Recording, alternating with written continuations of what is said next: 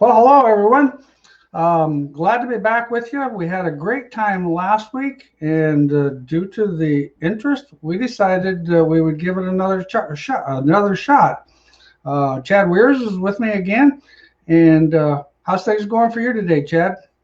Doing pretty good. We're excited to have another week here and look forward to some good questions, and should be fun. How was your weekend? The weekend was pretty good. We got a lot done this weekend, and actually went up to my camper by the river and did some cleaning up there and getting that ready for hopefully some nice weather soon. Man, I tell you what, it was a super nice weekend, and the last 2 days have been super good down here. It definitely changes and helps people's attitude. I know it sure definitely does mine. I spent quite a bit of time the weekend with the dog, and we went for some walks and we did some things. Um, Got out my bike, rode my bike, decided why I haven't ridden my bike for a couple of years because it's one of those narrow tire bikes. And the last time I rode that, a dog ran out in front of me and I crashed and hit my new knee on the concrete. And I didn't really think much of that. So I decided today to buy a new bike. So I got a new bike coming, it's American made. It's out of Bangor, Wisconsin. Now, I know some of you probably aren't aware of any companies out of Bangor, Wisconsin. Oh, wait a minute. Where's Machine? This bike is all made in America, state of the art. The workmanship on this thing is classic. I can't wait to get it. And for those of you, go to WyattBikes.com, WYATT by BIKE bikes.com. Awesome product, man. I'm really looking forward to it. We're excited to get you in one, Bob. Yeah, what'd you say? What's the percentage of bikes that are made in America today? You are now part of the 1%ers. 99% of bicycles are imported from other countries. Wow. Well, that's exciting. No, I looked at that bike and I thought, this is definitely something that we need to do. And, stability in advanced years is a good thing. So I opted for stability, and I looked at that, and it's lightweight, so it's something that I can move in and out of the back of the truck and whatever. So, but anyway, sounds like there's going to be some racing coming up this weekend if it all goes good. Looking forward to that. That's on Speed TV, or Speed Shift TV, I mean. That'll be exciting if that actually happens. Yeah, it's about time. Yes. Well, and I think, I still believe that there's going to be a lot of us. I still believe within 30 days we're going to be racing for sure by the end of May. I know there's some naysayers out there that are kind of all sad and droopy and think it's not going to happen all year long. Well, that's not the case. This deals, there's still parts of the country that's looking pretty marginal, but other parts of the country that are doing their job keeping it clean, I think it's all looking pretty good. Yeah, I know I'm ready to go to the racetrack. Amen. Yeah, I think it's pretty amazing what we've done as a country to stay home and stay away from each other and stop the spread. So, but it's time to, now the curve's getting flat, we can go out and hopefully in the next few weeks and get back to our normal life. Sounds good to me. Well, those of you who've logged on, if you have any questions for us, any setup questions or any product questions, I did have a piece that I wanted to talk about. Spindle checkers. This is an item that, of course, is made by Weir's Machine. We sell it here at BHE. We've sold a lot of these.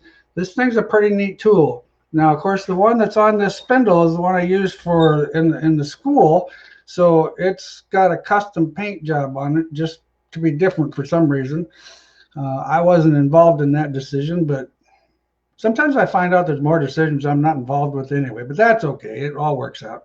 As you can see, the objective here is this pointer should actually be located in the center of this lower ball joint.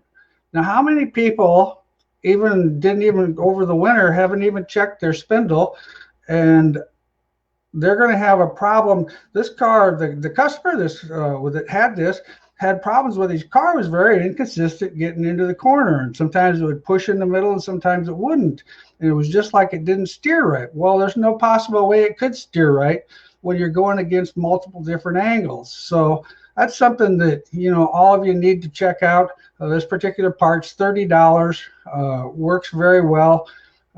I've got the standard version. The new design version has the slot on the side, so you can put your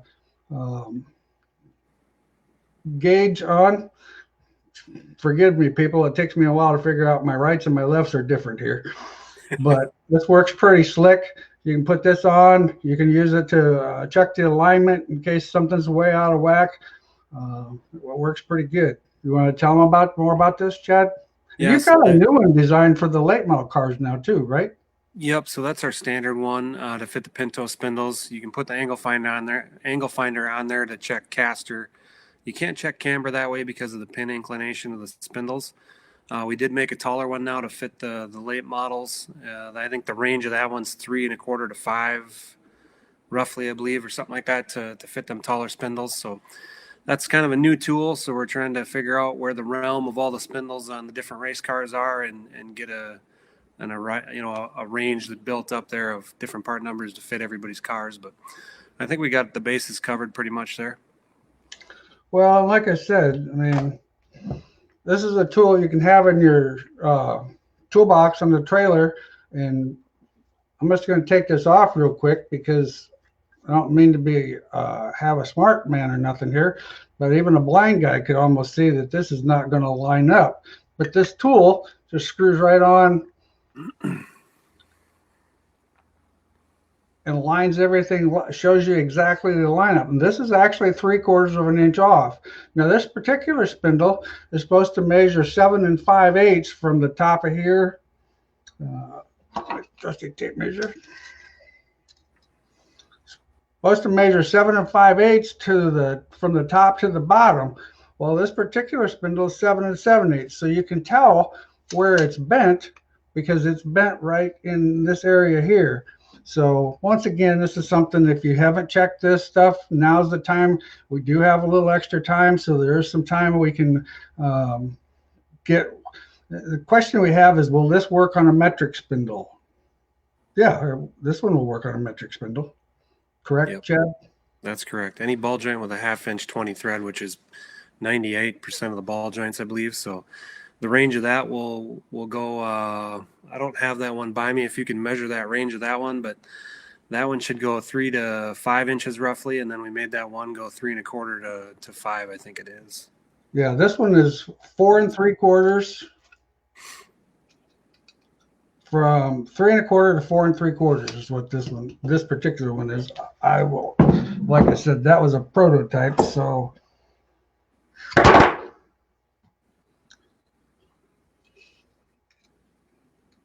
Yep, that's the same as what the new version is. And like I said, you can see the new version's got this bevel here so that you can put this trusty gauge on there. And those of you who don't have this gauge, you definitely have this. Works for your trailing arms. This works for everything. It's a very simple tool to use. I think they're like $45 or whatever. It's another one of those deals everybody needs to have one of them in their toolbox. Question from Kevin is, I know lower control arm length affects spring rate. Does adding a wheel spacer affect it the same way using a longer control arm does? I actually don't. That's a great question, Kevin. No, it would not be the same. Because if you use a longer control arm, and as long as your spring, say for example, if your spring is from where it hooks onto the frame, and the spring comes out, and where the center of the spring is, if that's, say, we'll just say 12 inches is just a guess. I don't know what it would be, 12 inches, and you make the A-frame longer by the ball joint side, no, it wouldn't. If you make it longer and you change the angle on the spring, yes, it would. But when you do put a wheel spacer on, it doesn't soften your spring rate, but it makes the wheel rate softer. So the actual wheel is moved another inch or half inch away from the center of the spring, and that's going to change the leverage point, and it's going to make the car feel like it's got a softer spring in it. So, but yeah, keep your questions coming. It sounds good. We've got quite a few people. Yeah, I've already. Yeah, Brandon, it will work on the metric spindle. We did answer that question. Um, oh, we've got somebody in here from or on here from Yuma, Arizona. Awesome.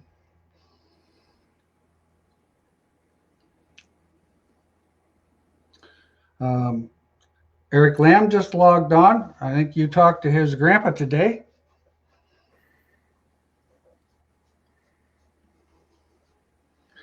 Um, any other new items that you're working on? Do you want to tell me about your turkey project today that you touched on earlier?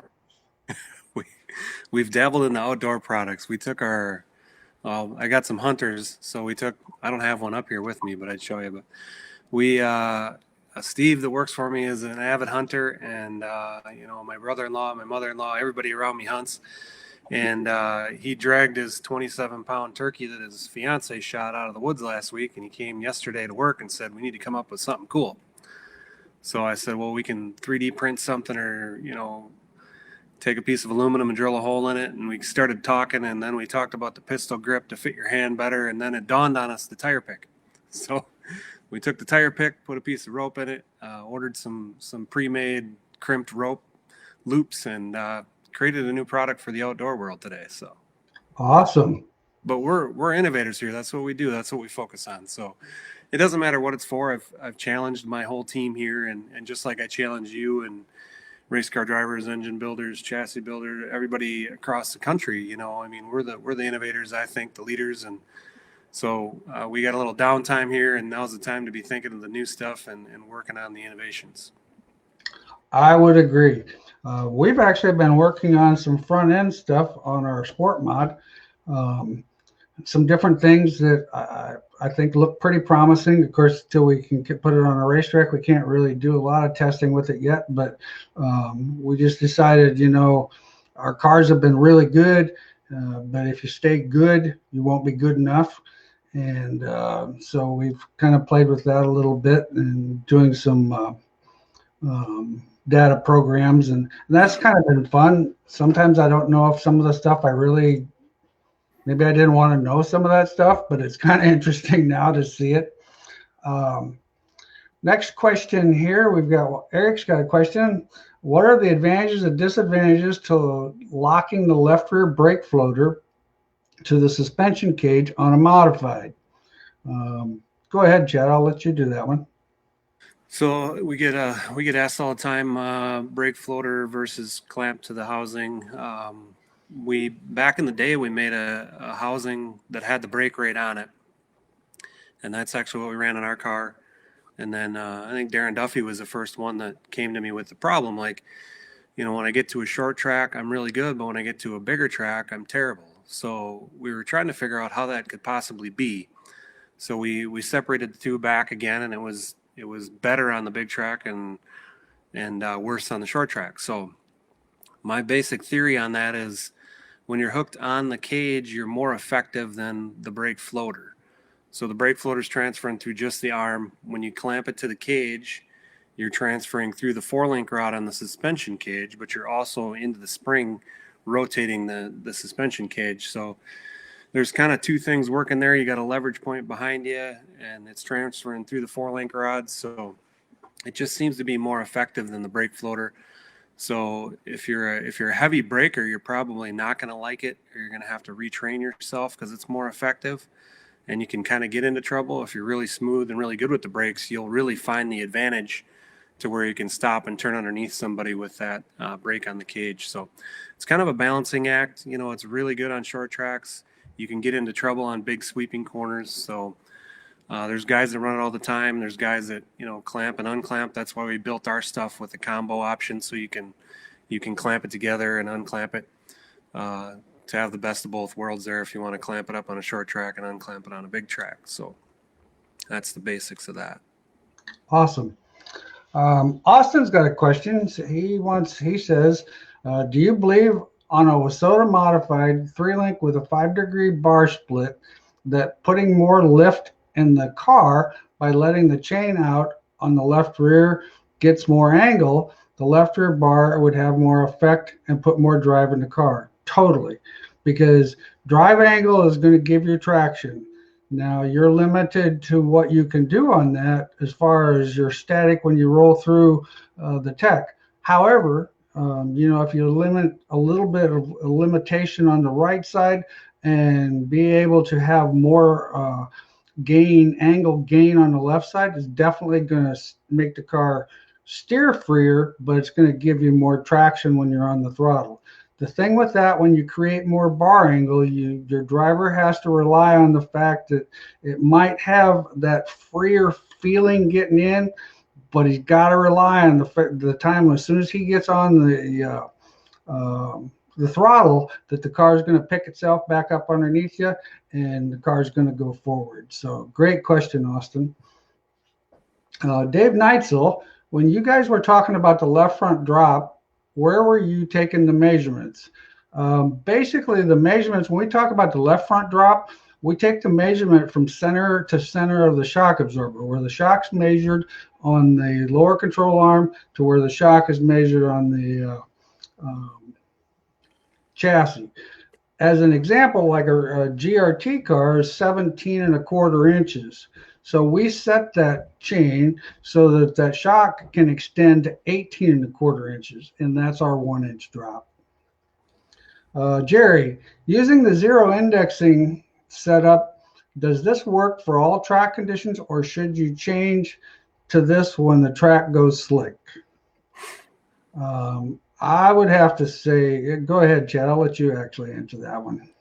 Well, there's a lot of guys with a lot of different theories there. I would run it all the time because I'm a big fan of compliance and not having any binds in the suspension. So what it does, it allows the cage to have, less bind, less bar lock. You can run more chain, more drive angle to get the traction. Some guys don't like it on the, I don't know, I've heard multiple ways, and I think it just depends on your balance more or less. It's going to make left rear load, so it's going to free the car up on entry and give you more traction. So I think as long as you understand the basics of it, what we talk about is, the drive angle and the letting a little bit of chain out, but not oversteering. It's a balancing act like everything else. I would run it all the time myself. Yeah, I think it would be difficult to switch back and forth. I think you'd be better off to just work with what you have, tune to those track conditions accordingly. Anytime you put more drive angle in the car, you're going to gain more traction. You're also going to gain more free roll steer, so the car is going to feel freer. And that's, like I said before, with the 2-link car. The driver's got to be accustomed to the fact that he can wheel that down into the corner, and when it starts to feel a little free, he'll feel a little free. He needs to throttle it up so that the car comes up off the corner and has the traction to get him out of that feeling, and it will work very well. Questions, thoughts on clamping the brake up on the right rear cage? Okay, have you had much experience with customers doing that? I don't know of very many that are doing that anymore. We had a chassis builder playing with that a couple years ago. You're doing two things there. You're putting the load through the bar, right, which is trying to pick the race car up or load that tire, but then you're rotating that cage also, which is, I'm not sure. It's taking the, I don't have a lot of experience there, but you're going to try and lift it, which I would feel would make the car too tight. Yeah, I think from what I've seen, there's some of the people that tried that. It all depends on your corner entry, on how far you can get down into the corner. But you'll see where some of the guys that were trying that, they would drive it all the way to the center of the corner, stab the brakes, load that right rear tire, and turn and go off. Well, the problem was if you had to get underneath somebody and you changed your timing of that braking thing, it changed the whole corner because it made that right rear way too sensitive. It gave that right rear tire a lot of stiffness, which in turn a lot of load. Well, then when you would lift off of it, it would make the car do inconsistent things. So I don't see that, like you said, I know there was a chassis builder that played with that a little bit. And there were some drivers that were, if they had the whole racetrack, they were fast, but it wasn't necessarily great in traffic.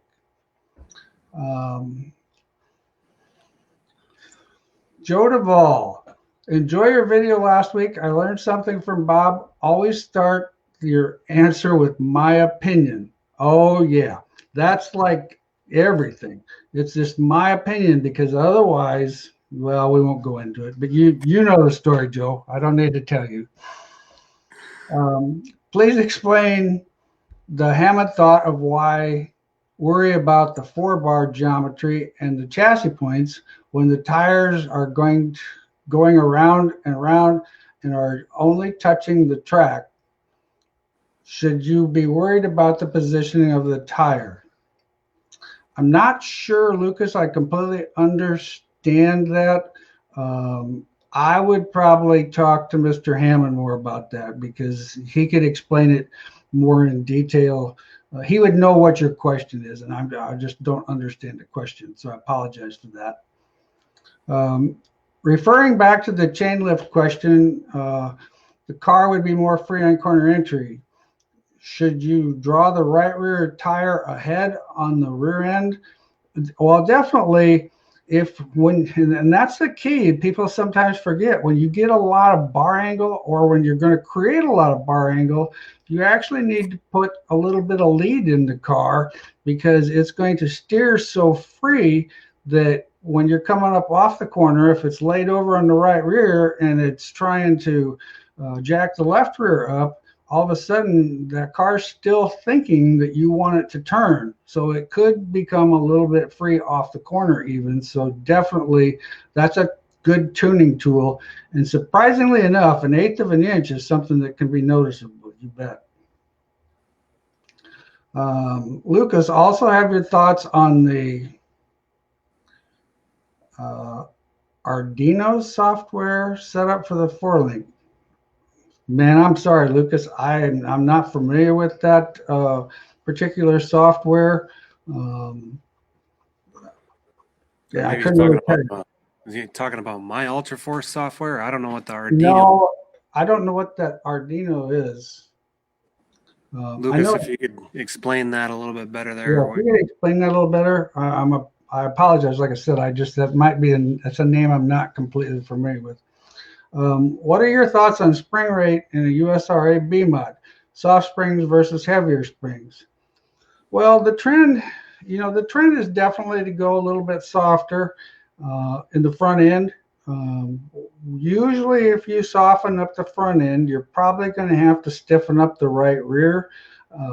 And depending on, if you're loading that left rear spring with a lightweight left rear spring, the trend is to go softer. I think it makes the car a little bit more maneuverable. I'm still not convinced that it doesn't sometimes rob the car of some forward bite, but as a rule of thumb, a softer right front spring is going to make the car turn better getting in. So as long as you counteract it with something in the rear that's going to create more traction, I think it would definitely be a good idea.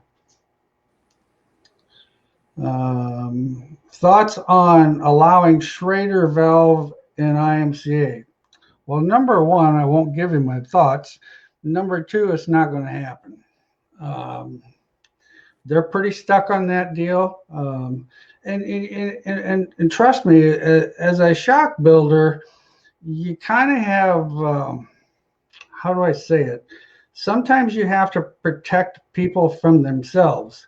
And one thing about it, without having the Schrader valve and just having a set gas pressure, you have what you have, and it's not going to change. The problem is sometimes if you, like, say for example, if you let the gas out of a shock and go to pull it apart, like with an AFCO shock, you move the floating piston. Well, then if you go to fill it with nitrogen or gas it back up, now all of a sudden everything's in a different location. So you have to really be careful with that. If you know what you're doing, I like being able to change the gas because you can affect what the car does. I just don't know if it's always the right thing for every racer. That's one more thing that he's got to know a lot about. He's got to have the tools to do. But my thoughts, that's my thoughts.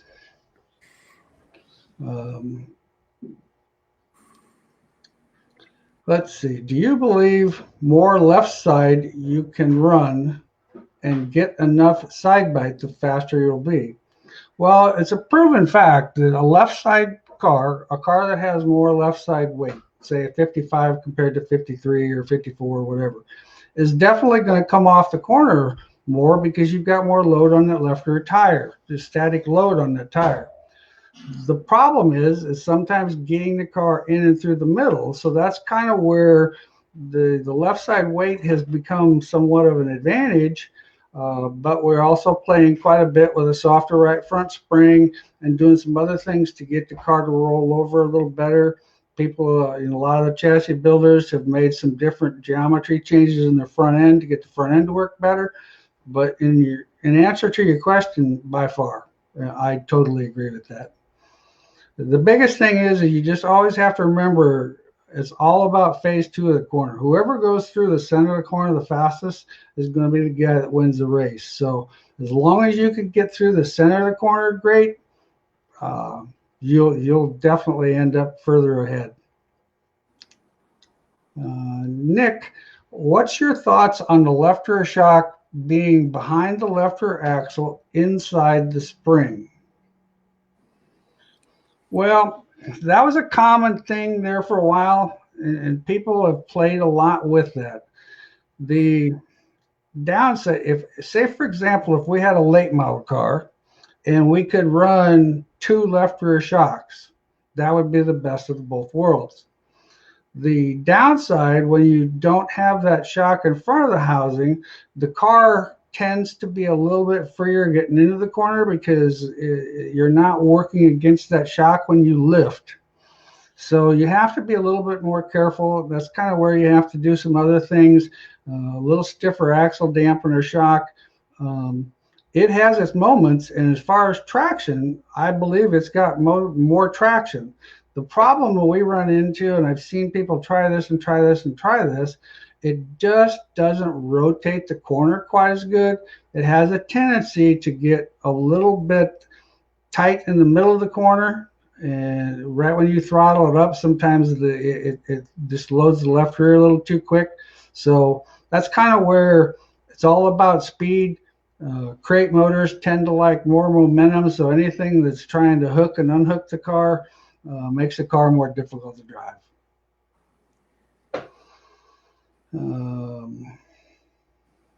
Dan says hi.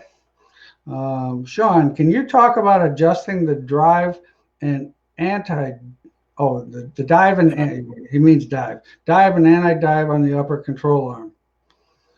Well, what that actually has quite a bit to do with is the fact that depending on how your driver likes to work with the car on the brakes. Now, say for example, you're an excellent trail braker, you can put more anti-dive in the right front, and you can drive the car into the corner, and the brake's going to hold the car up. So in a sense, you can actually run a softer spring. But if you're a guy that rolls into the corner, stabs the brake, I don't think it would be a big help for you.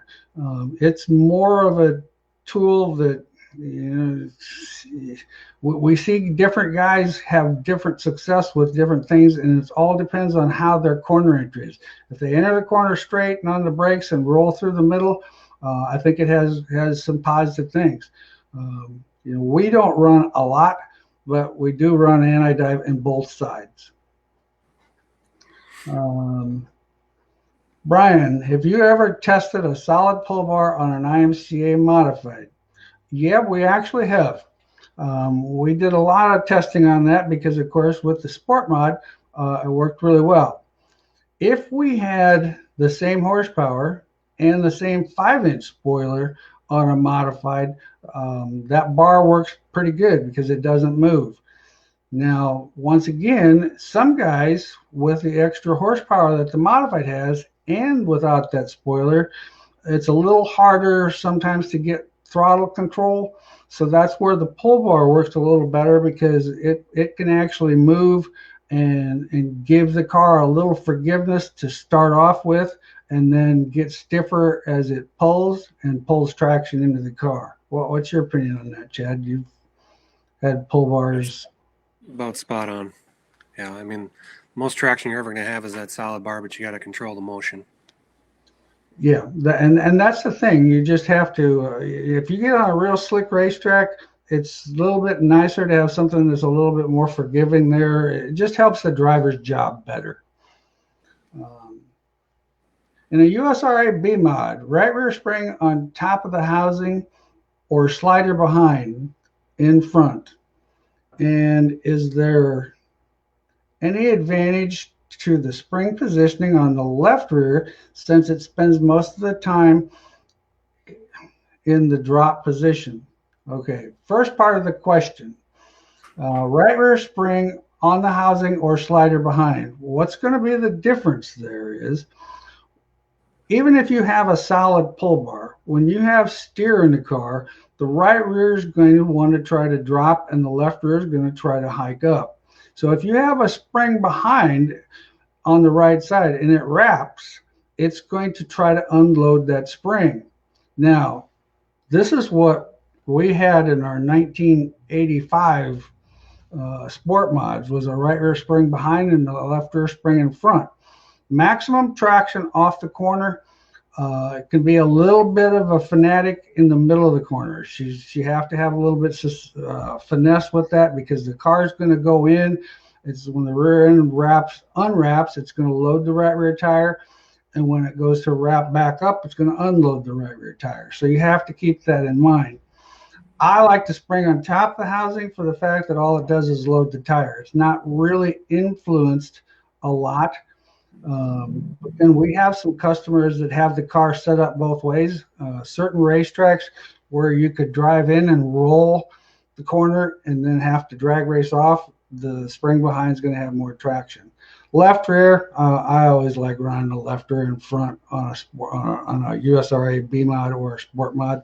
I think that works very well. Let's see. Do you believe in a 3-link?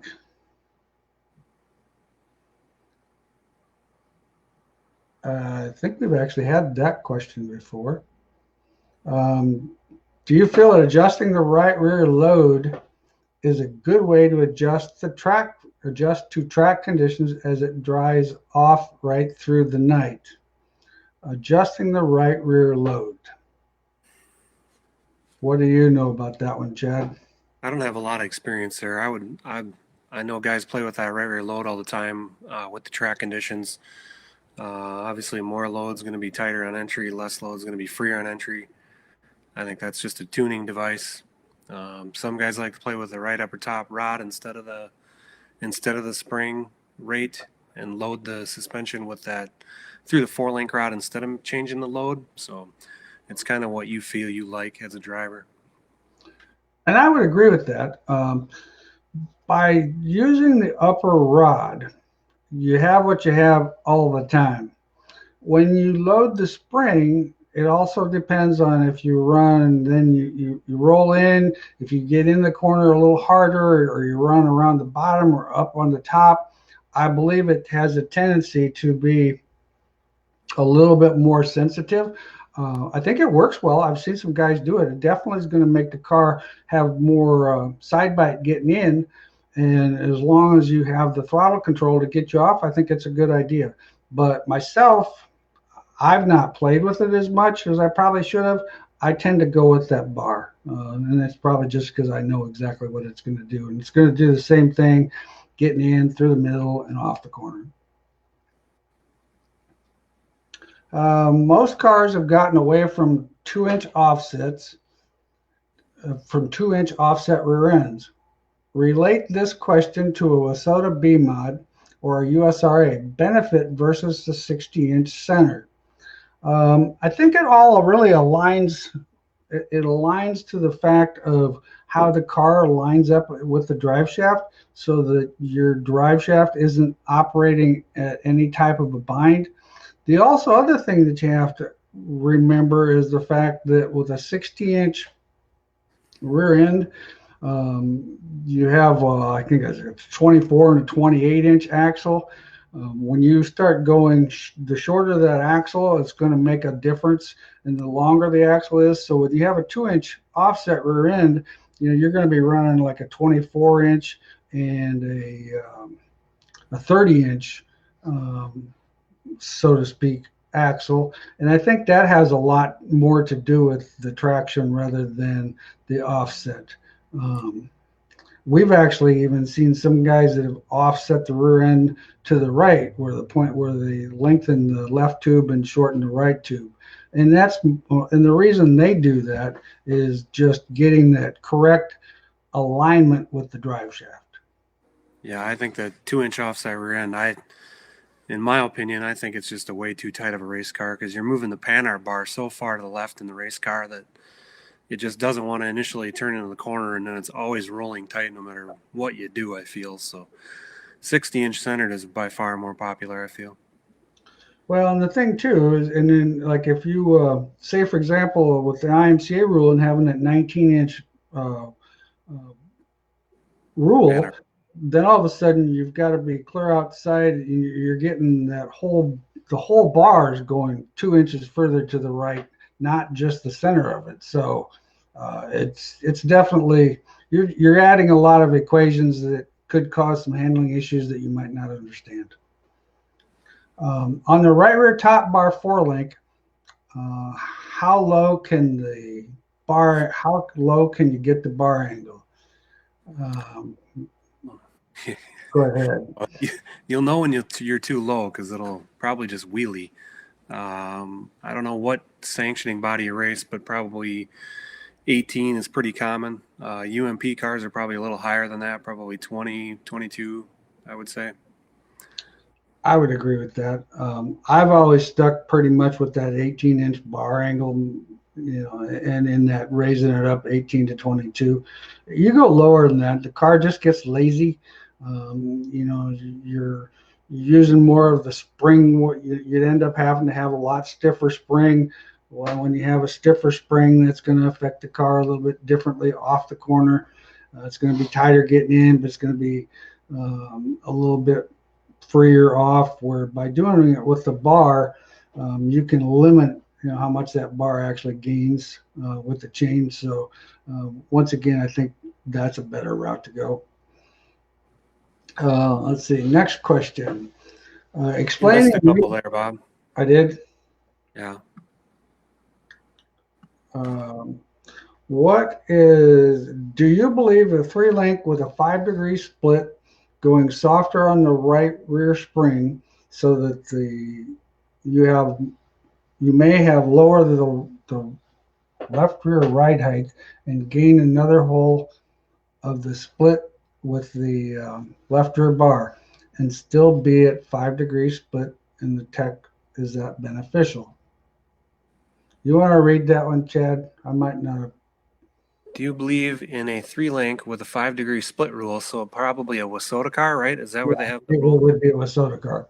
Um, Going softer on left rear spring, so you may lower the left rear ride height and gain another hole of split with the left rear bar, and still be at 5 degrees split in tech. Well, yeah, anytime you can get that advantage, I would try and get that, right? Yeah, I think that would be a big advantage. Biggest thing is making sure that Pass tech. pass tech. Having a soft left rear spring in there, and you can run it on a slider or on a coilover and preload it. I think that's an advantage. There's definitely been some creative ways to get through tech. Whether it's the spoiler rule or a bar length split rule, or So nice work, Austin. Think outside the box. That's cool. Yep. Let's see. Austin. 3-link swing arm. Should yours hang on a second here. It moves on me. The 3-link swing arm question. Where did there's still a couple that we missed. Yeah, the 3-link swing arm. Should your swing arms be towed in or towed out? Well, definitely towed in. You always want to run, whether it's a 3-link standard car or a swing arm car, you would definitely want to run them towed in. Myself, I always run the left rear towed in 2 inches and the right rear towed 1 inch. I think that helps a little bit with some of the steer. And it's always worked well. So that would be my recommendation. Tim has a question about taking pull bar travel out. The only way really to take pull bar travel out is to preload it more, or if you're running a bushing pull bar, put stiffer biscuits in or a stiffer spring in a spring bar. That's how you would take travel away. Preloading that bar is actually a pretty good tool, because you can, like on a heavy racetrack or whatever, you can preload it a little bit more. And say you get to a slicker racetrack, you can take a little preload out of it. That works. That's a very good adjustment to use. Next question. Tips for keeping the right rear tire temperature more even throughout the entirety of the race? Talk to your driver. Balanced setup. Your right rear is going to normally run. Now keep in mind, when we talk tire temperature, especially rear temperature, don't forget, if you're running a real aggressive brake pad and your driver's on the brakes all the time, that's actually going to affect tire temperature. And that's where you see sometimes in a real dry slick racetrack, a lot of guys won't run a right rear mud plug. The reason they do that is so that they can help cool that tire down from the effect that the brakes have on it. But ideally, your right rear tire is going to run a little bit hotter. It just depends. If your driver is one of those guys that turns it at the flag stand, he's going to have a whole lot hotter right rear tire than the guy that runs the car in straight, lets the car turn on its own. Tire temperature difference, if you could get in the neighborhood of 30 degrees across the 2 rear tires, that's a pretty good driver, and that's a pretty good setup, and that's a very well balanced race car. But your driver really has almost more to do with the tire temperature sometimes than the actual setup of the car. David had a question about left rear droop on a UMP mod droop load. I think the droop load is kind of a driver feel. I see numbers from 200 to 350 depending on that driver's feel. So I don't know an exact number there. I think it's about balancing your race car. So I don't really know an exact number there for you. Bob, do you have any exact numbers? Well, it just all depends. The amount of droop is pretty determined in the fact the amount of trailing arm angle that you want as a rule of thumb. And they're talking load, not angle, Bob. Oh, sorry. Load, yeah. Load. On a UMP modified, I actually don't have a tremendous amount of information. Yeah, me neither. Sorry, I couldn't help you with that one. Turn the stub or leave it square. Is that the next question?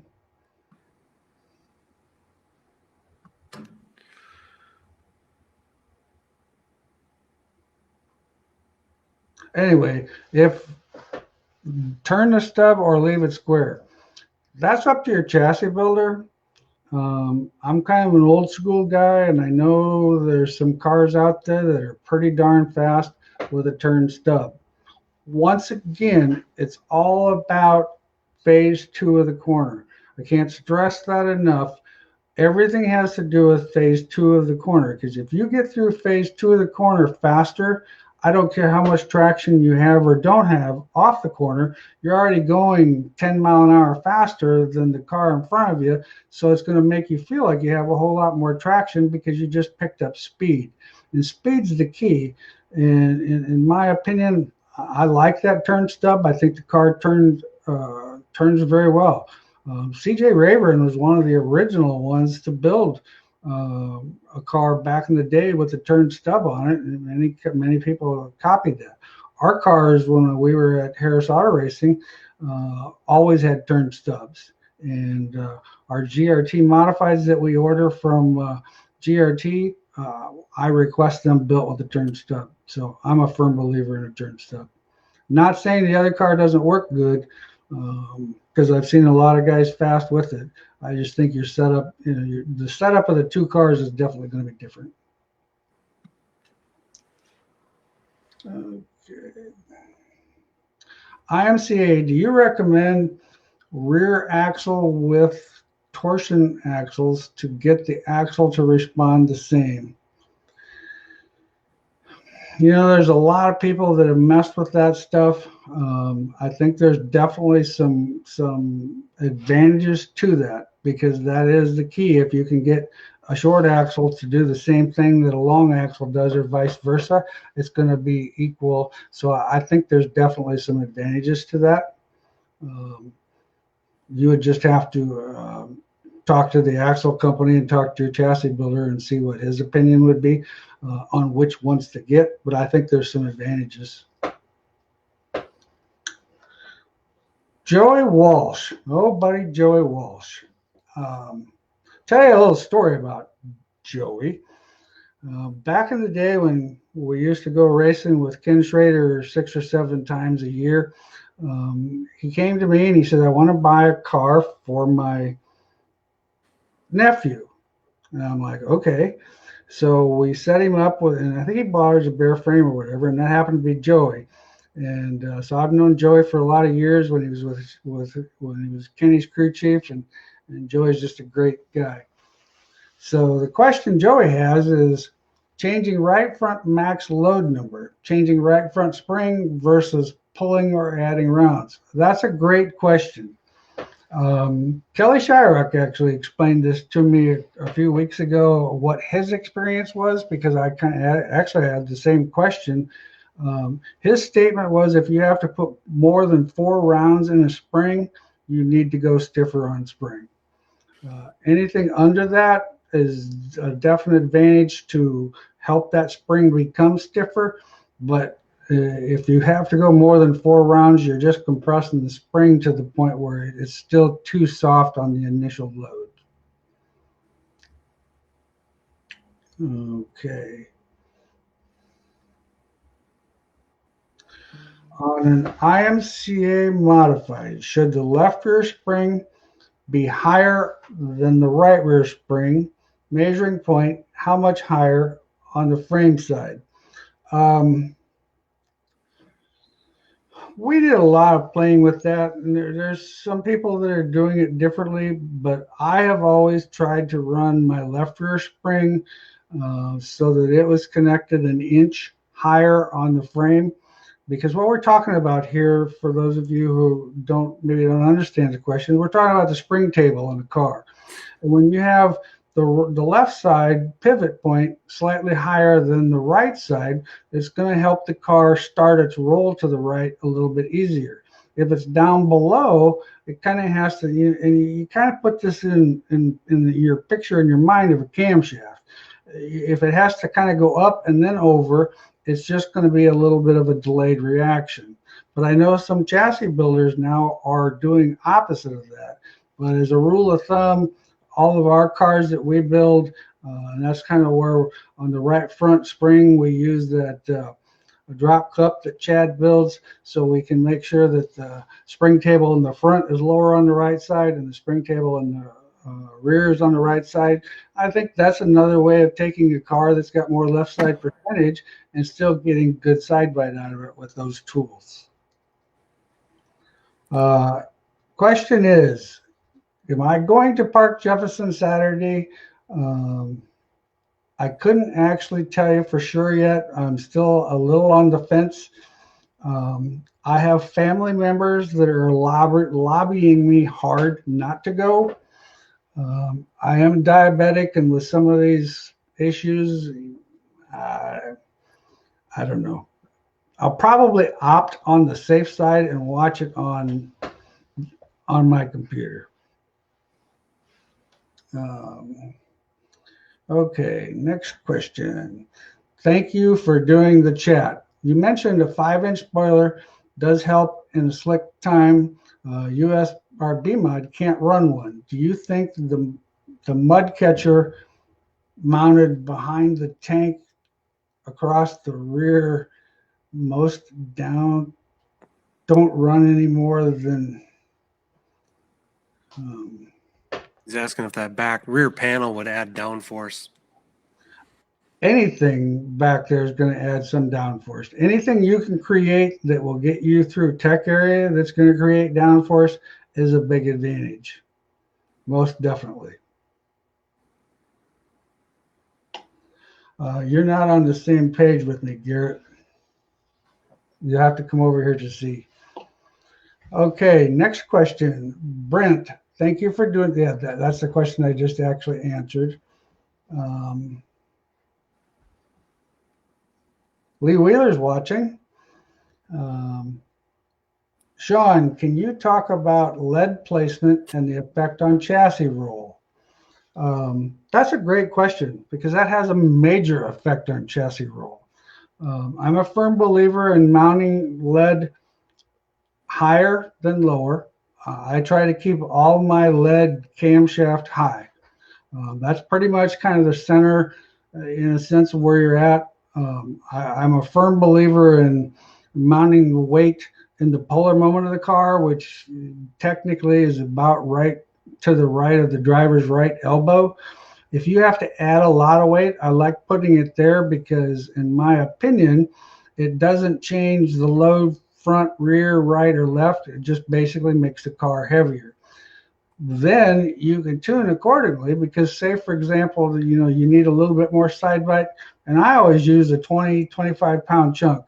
If I think that we need a little bit more side bite, I'll move that to the right side. If I think that the right front needs a little bit more load on it, I'll move it slightly forward. If I think I need to make a little more load on the right rear, I'll move it slightly back. I kind of have to chuckle because we had a car in here this winter that the guy wanted us to go through, and we put a body and interior on it, and he says, I don't really understand. I wished I could figure out why this car, I just can't get this thing to turn. I drive into the corner, I hit the throttle, and the thing wants to drive up the racetrack. Well, he must have had 150 pounds of lead on the left side of the fuel cell right behind the left rear tire. Well, when you imagine that, if you have something there that's loading that left rear tire that much, how can that get to the right front? So now all of a sudden you've kind of got an unbalanced situation. And the theory is once I get the car turned, it should get drag traction off, which in true, it probably will. The problem is, it goes back to phase 2, guys. You got to make sure that the thing rolls the middle of the corner fastest. Next thing, yeah, I appreciate that, Cody. We're having a lot of fun with this. This is our way. Like I said, we can't get out and see you guys, so this is our way of getting out and seeing everybody. We can't see you, but we read questions. I like that comment. I appreciate it very much. Can you explain the difference in setting up a mod with a load stick versus using the scales? Well, in a sense, they do two different things. So you kind of need them both in a sense. I'll let you answer that one, Chad. Yeah, I mean, you still need to do your basic setup with your scales. Exactly what you were just talking about, lead placement. I mean, you can't do anything with a load stick with your lead placement. So you still have to get the baseline scaling of the race car. And then that's when, once you have your center to centers on all four corners and you have your baseline established, that's when you start with the load stick and start building your notebook with the load stick and your different loads with your different springs and your compression number on your down number. So you really need to have a set of scales and a load stick, and they kind of work hand in hand. Yeah, I would agree with that. I can't even add. I mean, yeah, excellent. That was a good question. Ryan has a question. Can you Oh no, that was Ryan. Jared Carter, three-piece spindles versus Pinto. See, new Pinto spindles not check straight with this spindle checker.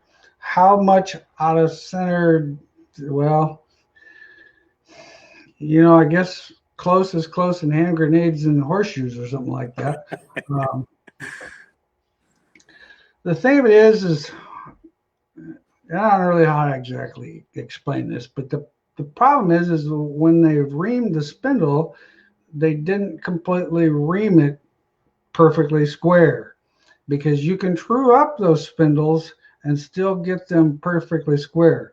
But in my opinion, as long as it's close to the center of that ball joint, if it's an eighth of an inch one way or the other, I don't know if I'd go to the work of maybe changing it, because I don't know if it's a huge deal there. But when you start moving that thing half an inch, or when you're outside the stud of that ball joint, it needs to be fixed. With a 602 crate motor and a Wasota B-Mod, how soft is the front end? How soft on the right front spring? With that, Austin, I need you to come back with another answer. I've got a question for you. With the 602 crate motor, how big is your spoiler? Because that's going to make the difference in how much spring you have. If you're running, I know a few years ago with that 602, you could run an 8-inch spoiler. And in the big scheme of things, why would you put a no horsepower motor and then put a huge spoiler on the back of it? I just not completely sure I understood that one, because the spoiler takes horsepower. But as a rule of thumb, you're still going to need to be, and it depends on your chassis guy. I mean, certain chassis have a lot softer spring because their roll center is different. So, it kind of depends on your chassis guy to really give you that true information.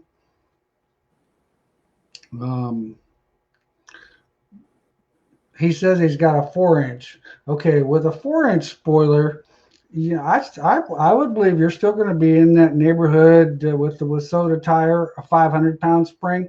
I don't know. We can, some of our IMCA stuff is down there in that 450 range, but we've got a whole lot harder sidewall tire. With that Wasota tire, you've got a little bit softer, the tire sidewall softer, so it's kind of giving you some spring rate itself. So I would probably start with a 500 and tune it from there. Bo's got a question. How far do you generally mount the left rear behind slider from the axle tube? 6.5, 7.5, or 8 inches? Do you understand that one, Chad? I don't know if you're talking distance towards, from the center line back or center line down. Center line back, I think most of our stuff is 5 3/4 back.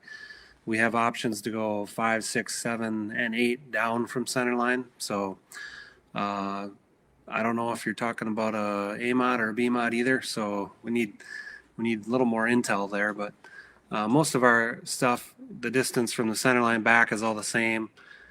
7 and 6 inch drop from center line down is most common.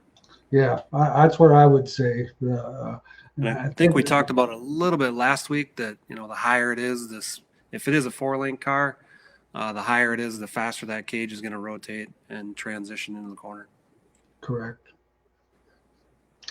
Long or short lower ball joints? Well, Clinton, that's a great question, and it would take a long time to actually answer it, with the fact it all depends on how your chassis builder built the car. I mean, if he built the race car, let's say a long lower and a long left lower and a short lower, it's all on where he wants that roll center to do, because that's what's happening. Is it just basically it's changing the roll center height up and down, and it's changing the roll center left to right. So it's going to change. It's going to be a big change. Say if your chassis builder has equal lowers and you just put that in, it's going to move the roll center uh, quite a bit, and that's going to have a big effect on how the car steers getting in. All right, we're getting pretty close to the end of our 8 o'clock here. Ideal roll center location left to right. All depends on what you actually want the car to do, and also the other thing it depends on is how far it actually moves. Most generally, in cars today, the roll center is to the left, at least to the left some. The further to the left it can be, so it'll get on the right front just a little bit harder. But once again, you'd be better off to talk with your chassis builder on that situation, because he spent hours and hours and hours plotting this out. Okay.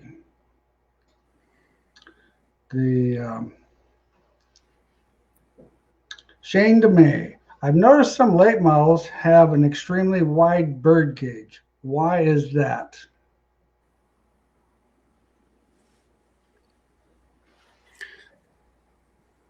Are you asking me? Yeah, I am. We make a wide cage. It depends on, I think, mostly the 4-bar to shock mount spread. Some chassis have a wider spread, so you need a wider stance, 4-link rod to this, the center of the shock bolt. I'd say 90% of the race cars are on a narrow cage now. Really, I don't know if there's any difference. Some guys say that the wide cages roll steer different, which will, of course, it would roll steer different because the 4-link rods are in a different spot. So, I mean, it's one of them deals where it's just to make a chassis line up better. If their top rail is in a little bit farther, then they're going to need a wider cage to get their shock mount to line up. So I'm pretty sure that it's just an alignment issue. I don't think there's any real magic there. Bo's got a question, Chad. He wants to know, on your far bottom holes or up on the US MTS car. That was going off that last question of the drop. So again, same as I touched on there, most of the race cars are at a 7-inch drop on the spring behind.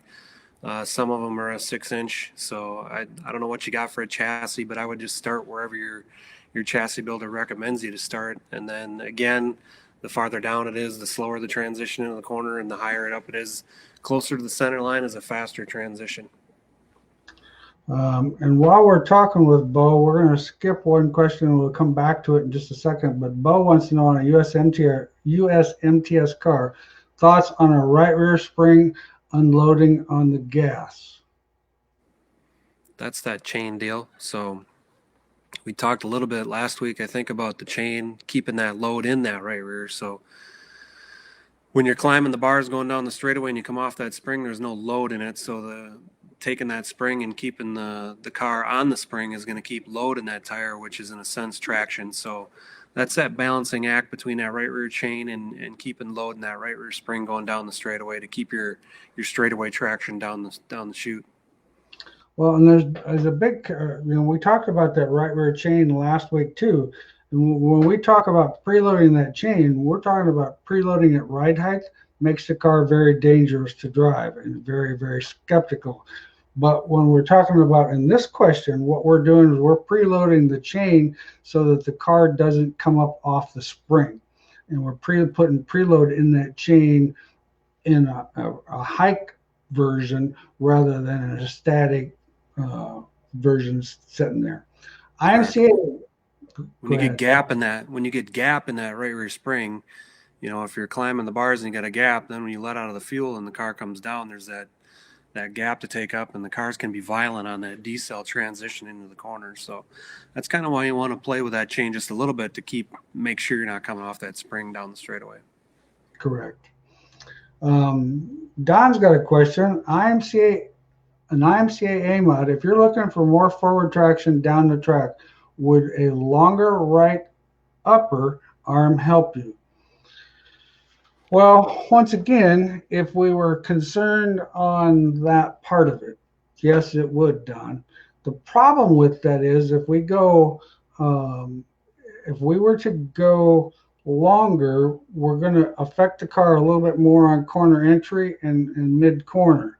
So it all depends on um, what you're wanting to accomplish there. If you're strictly talking about forward traction, it's going to slow that right rear down. It's not going to affect it as much when it climbs up on the bar down the straightaway.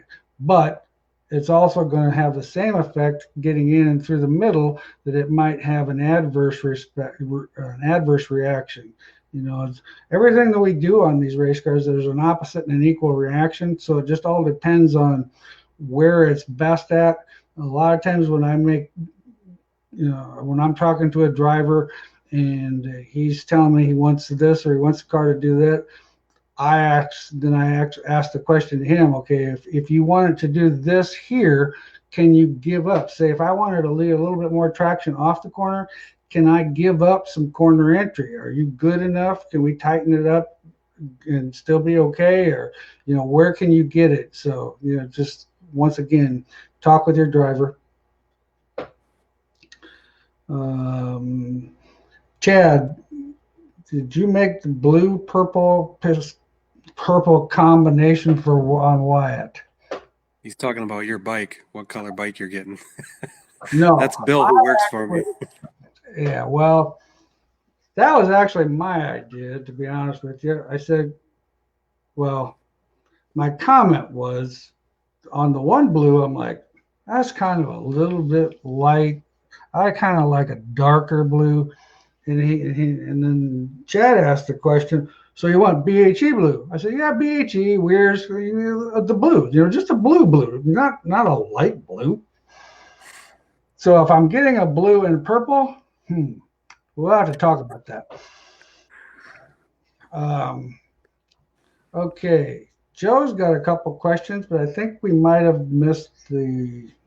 He's talking about that right rear spring gap. So air gap gets a run on the spring is what Joe's talking about on D-Cellar, I believe, is when you get that gap in between that spring climbing down the straightaway, and then it gets a run on the spring and slams down on the spring on entry, I believe is what Joe's was talking about. Great point, Joe, because that's exactly what it'll do. And you've been there, you know what that happens when there's an inch of gap, when you lift, that drops immediately. And then what happens is, of course, when it does drop quickly, it can kind of affect and it can actually try to steer the car the wrong direction and make the car a little bit finicky getting in.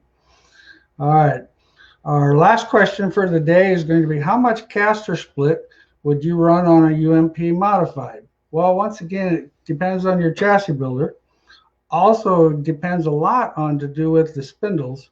But as far as split, I still like 2 degrees split. In my opinion, I think 2 to 3 degrees. You need to keep that split. The more split you have, the easier it's going to try to turn to the left. And you get in on the brakes real hard, or if you get something goes wrong there, that can be a little bit finicky too. So, all right, well, thank you guys. We appreciate it. Had a great time, and thanks, Chad. Yeah, thank you. That was a good night again. You bet. It's a lot of fun. I enjoy this. We're getting to talk to these people. All right, you guys have a great week. Thanks to everybody.